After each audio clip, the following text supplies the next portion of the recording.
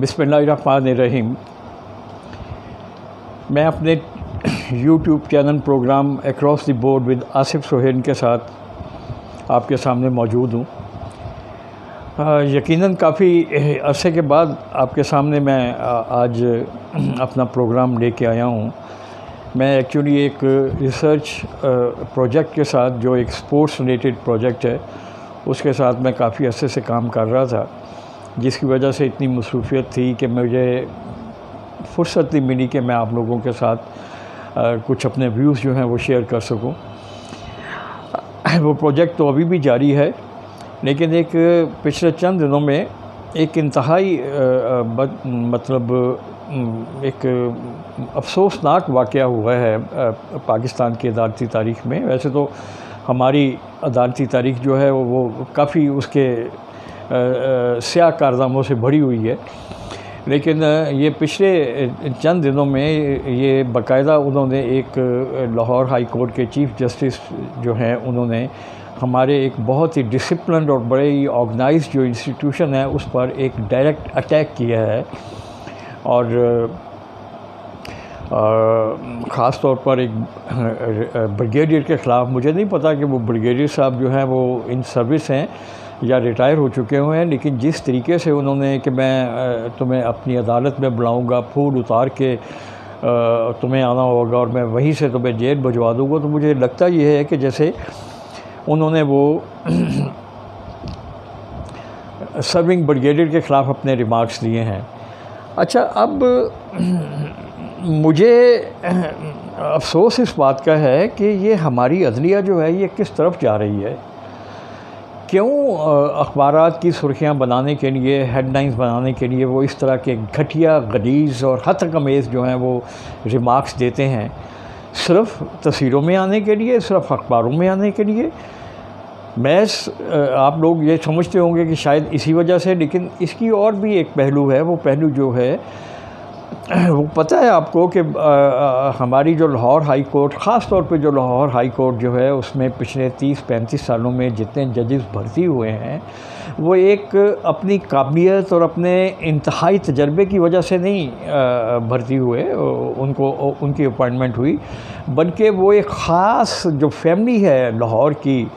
जो अपनी करतूतों की वजह से लोहार फैमिली जिसको कहा जाता है, उसकी ताबेदारी, उसकी चापलूसी और उसकी खुशामद की वजह से वो यहाँ पर हमारी अदलिया में उनकी अपॉइंटमेंट्स हुई हैं। और वो अपनी फिर उसके बाद एक थ्रू प्रोसेस जो होता है, वो जो सीनियर है वो चीफ़ जस्टिस बन जाता है, तो इस चीफ़ जस्टिस आप बन गए।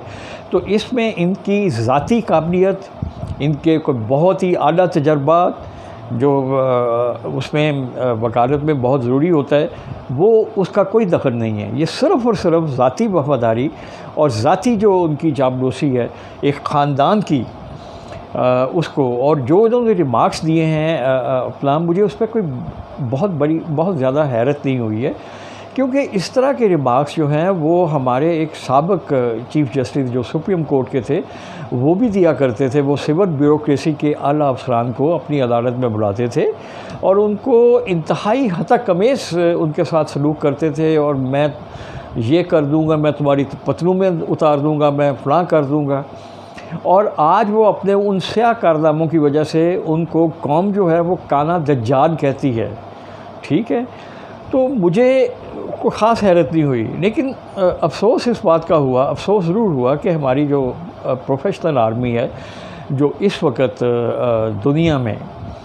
तमाम तर अपने कम वसाइल के बावजूद, एक डेवलपिंग कंट्रीज़ है, हम कोई डेवलप कंट्रीज़ नहीं है पाकिस्तान, एक डेवलपिंग कंट्रीज़ की जो फ़ौज है वो अपने महदूद वसाइल के साथ दुनिया में 10वें नंबर पर है। और हमारी ये जो नाम देहात इंसाफ की अलंबरदार अदलिया, जिसने अपनी आँखों पे पट्टी बांधी हुई है और वो तराजू लटकाया हुआ है लोगों को दिखाने के लिए कि इंसाफ अंधा होता है, कि वो किसी रिश्तेदार को, किसी आला ओहदेदार को नहीं देखता, ये सब दिखावे हैं, सब दिखावे हैं। ये जो रिमार्क्स दिए गए हैं, मैं पूरी ज़िम्मेदारी के साथ कहता हूँ कि ये एक इश्तिहारी मुजरम जो इस वक्त लंदन में बैठा हुआ है उसको खुश करने के लिए ये इस तरह के गलीज़ रिमार्क्स दिए गए हैं जो किसी भी तरह एक हाई कोर्ट के जज के शान नहीं है। लेकिन यहाँ पर ताबेदारी बहुत ज़्यादा है, प्रोफेशनलिज़म बहुत कम है। इनको मतलब इनके लिए डूब मरने का मुकाम है कि जो रेटिंग आई है इस वक्त पूरी दुनिया में, पाकिस्तान की अदलिया जो है वो 128वें नंबर पर है। ये उन तमाम नाम नहाद जो अपनी चापलूसियों की वजह से, अपनी वफादारियों की वजह से इन ओहदों पे बैठे हुए हैं हमारी अदलिया में, उनके लिए डूब मरने का मुकाम है, डूब मरने का मुकाम है मैं कहता हूँ। और मिस्टर जस्टिस, तुम तो एक वफादारी करके एक ख़ानदान के साथ तुम जज बन गए। क्या तुम समझते हो कि फ़ौज में भी इस तरीके से प्रमोशंस होती हैं? नहीं, इस तरीके से प्रमोशन नहीं होती है। वो जब ट्रेनिंग के लिए जब सेलेक्ट होता है अपना उसके लिए, फ़ौज के लिए, आर्मी के लिए, तो वो जिस किस्म की सख्त ट्रेनिंग के साथ गुज़रता है, from second lieutenant to lieutenant, lieutenant to captain, captain to lieutenant colonel, major, major to lieutenant colonel, lieutenant colonel to colonel and then brigadier. ये एक इंतहाई दुश्वार गुज़ार और एक इंतहाई मुश्किल प्रोसेस है जिसको सिर्फ़ और सिर्फ इंतहाई आला सलाहियतों के, इंतहाई आला प्रोफेशनल जो आर्मी ऑफिसर्स होते हैं वो इस प्रोसेस से गुज़रते हैं और उसकी गुज़रने के बाद वो ब्रिगेडियर बनते हैं। तुम्हारी तरह चापलूसियाँ करके नहीं। तो खुदा के लिए अगर, मुझे तो ये लगता है कि तुमने शायद कुछ ज़्यादा भंग पी नहीं थी और भंग पी के अदालती कुर्सी पे बैठ के तुमने इंतहाई घटिया किस्म के रिमार्क्स दिए हैं जो हमारे थरेबाज जो हैं, इस तरह के तुमने रिमार्क्स दिए हैं। जो थरेबाज होते हैं उनको भी कभी कभी अकल आ जाती है और वो कहते हैं कि नहीं यार, ये यहाँ पर ये इस जगह पे आके हमने वो थरेबाजी नहीं कर दी है, लेकिन तुमने अदालती वक़ार को ख़राब किया है, उस कुर्सी को ख़राब किया है कि जहाँ पर बैठकर तुम्हें इंसाफ करना चाहिए था और तुम्हें बड़ी दयानतदारी के साथ और बहुत ही बैलेंस किस्म की बात करनी चाहिए थी। लेकिन वहाँ पर तुमने सिर्फ़ और सिर्फ एक लोहार ख़ानदान जो है, जो एक उसको तुमने खुश किया है और ये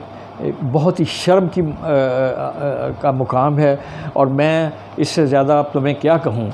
कि कुछ शर्म होती है, कुछ हया होती है।